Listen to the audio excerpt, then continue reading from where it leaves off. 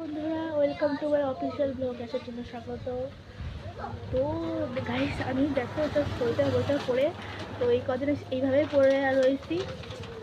মানে মানে চান করতেও এখন ভয় লাগছে, এত ঠান্ডার হাওয়া। জাস্ট ওয়েদারটা দেখো, মানে চারিদিকে শুধু অন্ধকার হয়ে আসছে, আর জামা কাপড় তো শুকাচ্ছেই না। আর আমার বোনরা দেখো, ওদের মানে ঠান্ডাই লাগে না, সবসময় খেলা করতেই থাকে। ওরা খেলা করছে এখন, এই যে খেলা করছে। হাই করে দে, হাই। রান্নাবাটি খেলছে। আচ্ছা, জামা কাপড় দেখো সব একটা কিছু শুকায়নি, মানে শুকাবেও না এই কদিন। আমাদের সব মানে ঘরের ভিতর সব ঢিবি হয়ে রয়েছে। তো চলো মা কী করছে দেখে আসি।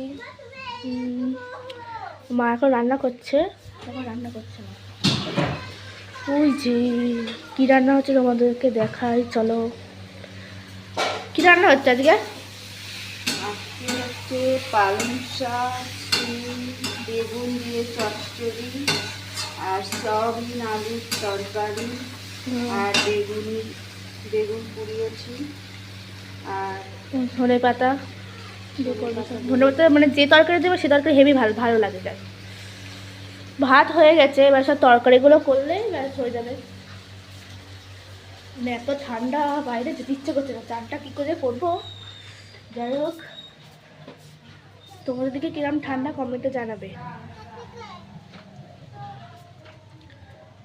টাটা।